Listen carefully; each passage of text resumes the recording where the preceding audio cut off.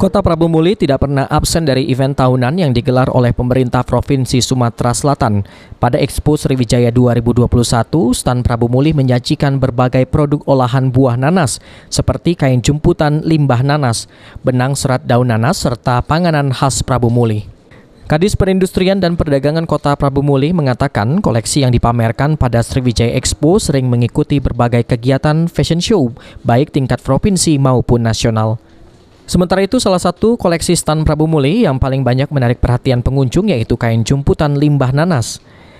Menarik perhatian paling banyak di stan Expo Sriwijaya Expo di Kota Palembang ini yaitu kain jemputan limbah nanas warna nanas yang ada di Kota Prabu Muli.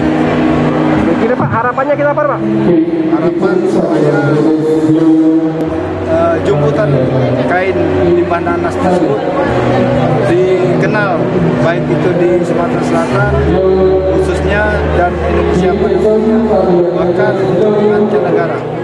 Selain memamerkan produk asli Kota Nanas, sejumlah barang seperti pakaian ready to wear dan juga makanan juga laku terjual.